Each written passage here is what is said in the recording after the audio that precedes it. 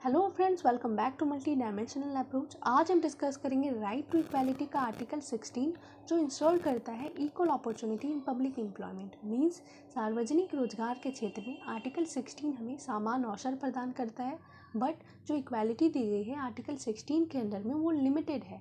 That is applicable only in the matters of appointment and employment. Alright, so article 16 disputed इसलिए भी हो जाता है क्योंकि जो एजुकेशन है और जो एम्प्लॉयमेंट है is a subject of concurrent list. ये कंकरेंट लिस्ट के सब्जेक्ट के अंडर में आते हैं, जिसके according central government as well as the state government both can formulate law and both have a jurisdictions. Alright, so जो dispute है article 16 से रिलेटेड कि क्या हमें प्रमोशन में भी रिजर्वेशन अलाउ करनी चाहिए या नहीं, या फिर जो रिजर्वेशन है वो सिर्फ किसी पर्टिकुलर कास्ट या पर्टिकुलर कम्युनिटी को ही मिलनी चाहिए, या फिर जो economically weaker sections of society हैं वो भी इक्वली डिजर्व करते हैं। ऑलराइट, सो जितने भी जुरिडिक्शंस हैं सुप्रीम कोर्ट के रिजर्वेशन कन्फ्लिक्ट को लेकर वो सभी को हम डिस्कस करेंगे। टिल देन वीडियो के एंड तक जुड़े रहिएगा सो दैट कि जो कन्फ्यूज़न है रिजर्वेशन को लेकर वो हम क्लियर कर पाएँ। ऑलराइट, फर्स्ट है article 16 clause 1। It provides equality of opportunity to all the citizens in public employment. Means according to article 16 there shall be no discrimination in matters of appointment and employment. All right, next है article 16 clause 2. It prohibits discrimination on 7 grounds, that is religion, race, caste, sex, decent residence or a place of birth. So basically article 15 में हमने 5 grounds discuss किया था जिसके basis पे discrimination prohibited था, but article 16 में 2 extra grounds add किए गए हैं जिसके बेसिस पे डिस्क्रिमिनेशन नहीं किया जा सकता है। फर्स्ट है descent and second one is residence. Descent क्या होता है, मान लो अगर कोई इंडियन है वो यूएसए में जाके वहाँ का सिटीजनशिप ले ले तो उसका जो डिसेंट होगा वो इंडियन होगा। एंड सिमिलरली अगर कोई अब्रॉड से आके इंडिया का सिटीजनशिप ले ले तो उसका जो प्लेस ऑफ ऑरिजिन होगा that is descent of his or her. Alright, and residence is a place of birth. So इन दोनों बेसिस पे भी हम डिस्क्रिमिनेशन नहीं कर सकते। नेक्स्ट है आर्टिकल 16 क्लॉज 3। इसके अकॉर्डिंग स्टेट में formulate special laws prescribing residence as a condition for certain class of employment under the state. So article 16 clause 3 के अकॉर्डिंग स्टेट जो है वो स्पेशल प्रोविज़न बना सकता है रेसिडेंस के बेसिस पे। ऑलराइट, नेक्स्ट है article 16 clause 4. It confers the powers on the state to provide reservation in the matters of appointment or post in favor of any backward class that is not adequately represented in the employment under the state. So article 16 clause 4 के according state government को ये right है कि वो कुछ post reserve कर सकती है बैकवर्ड क्लास के फेवर में जो कि एडिक्वेटली रिप्रेजेंटेड नहीं है, जिनका कोई प्रोपोर्शनल पार्टिसिपेशन नहीं है स्टेट सर्विसेज में। और यहाँ पे जो बैकवर्ड क्लास मेंशन की गई है it include scheduled caste and scheduled tribes. Alright, so by 77th Constitutional Amendment Act 1995, Article 16 Clause 4A introduced which confers the powers on the state to provide reservation in promotion in favor of SC and STs.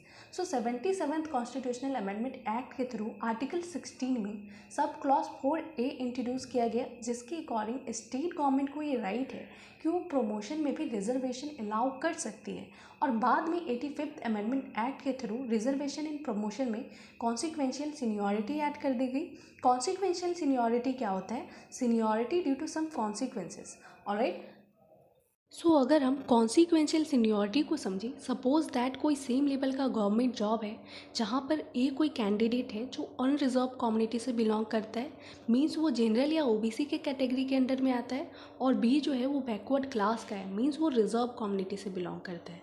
So tyre 1 में ए जो है वो B का senior है because ए का job B से पहले हुआ है, लेकिन जब प्रमोशन की बात हुई तो बी का प्रमोशन ए से पहले हो गया because of reservation. So tyre 2 में क्या हो जाएगा, बी जो है वो ए का सीनियर हो जाएगा। Seniority due to some consequences which will be retained no matter what, that is called consequential seniority.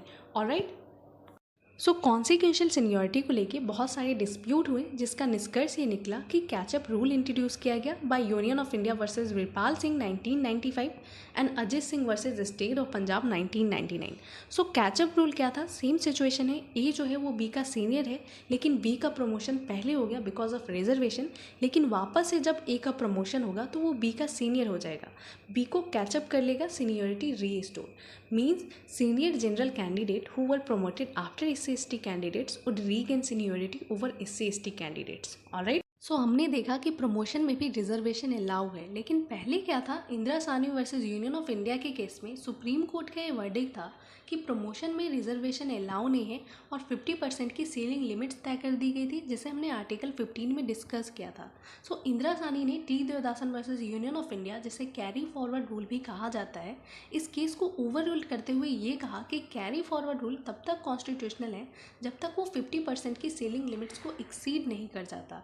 Carry forward rule क्या था, सपोज करें कि 100 सीट्स हैं जिसमें से 20 सीट्स रिजर्व हैं SC ST के लिए और उनमें से 10 सीट्स ही फील्ड हुए, तो बाकी के जो 10 अनफील्ड सीट्स हैं उसे कैरी फॉरवर्ड करके अगले सब्सिक्वेंट ईयर में एड अप कर दिया जाएगा और अगले साल का जो वैकेंसी होगा उसका टोटल रिजर्वेशन 50% तक ही होना चाहिए।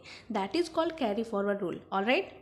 By 81st Amendment Act 2000, Article 16 Clause 4B introduced, which empowers the state to consider the unfilled reserve vacancies of a year as a separate classes of vacancies to be filled up in any succeeding years. These vacancies are not to be combined with the regular vacancies whether the 50% quota has been exceeded or not. So basically Article 16 में Clause 4B introduce किया गया by 81st Amendment Act और 50% की जो ceiling limits तय की गई थी इंदिरा साहनी वाले केस में उसे हटा दिया गया and it allowed reservation in promotion also. Alright. बाद में क्या हुआ, 85th अमेंडमेंट एक्ट के थ्रू आर्टिकल 16 के क्लॉज 4A में अमेंडमेंट करके कॉन्सिक्वेंशियल सीनियरिटी में जो कैचअप रूल का प्रोविज़न था उसे भी नलीफाइड कर दिया गया। ऑलराइट।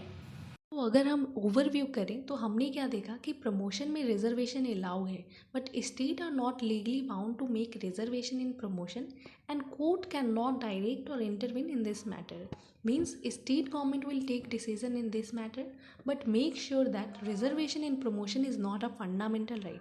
ऑलराइट। तो अब हम बात करेंगे आर्टिकल 16 क्लॉज 5 की, which state that religious qualification can be laid down for incumbent of an office in connection with affair of religious and denominational institutions। Means अगर किसी रिलीजियस इंस्टीट्यूशन का मेंबर बनने के लिए ये रिक्वायरमेंट है, ये क्राइटेरिया है कि आपको किसी पर्टिकुलर रिलीजन का होना पड़ेगा, इट डजेंट मीन दैट कि आर्टिकल 16 क्लॉज 1 या 2 के वायलेटिव है। ऑलराइट। नेक्स्ट आर्टिकल 16 से रिलेटेड इंपॉर्टेंट अमेंडमेंट है 2019 का 103rd कॉन्स्टिट्यूशनल अमेंडमेंट एक्ट, जिसे हमारे मोदी गवर्नमेंट ने इंट्रोड्यूस किया है। It provides 10% reservation in government job and educational institutions for the economically backward in the unreserved category. Unreserved category में जो इकोनॉमिकली बैकवर्ड क्लास है उन्हें 10% रिजर्वेशन देने की बात करता है in educational institutions as well as government job. Alright, so it was enacted to promote the welfare of the poor not covered by the 50% reservation policies for SC, STs and socially and economically backward class. It enabled both central and state to provide reservation to EWS of the society. So basically 103rd Constitutional Amendment Act के through article 16 में clause 6 add किया गया था जो economically weaker sections of society को reservation देने की बात करता है, so that it will strengthen the weaker sections of the society and promote harmony and national unity. Alright. हमने देखा किस तरीके से रिजर्वेशन जो है एक पॉजिटिव आइडियोलॉजी है, however it is used for political mileage. Alright, that's it for today. मिलते हैं हम अपने नेक्स्ट वीडियो में, तब तक के लिए जय हिंद, थैंक यू।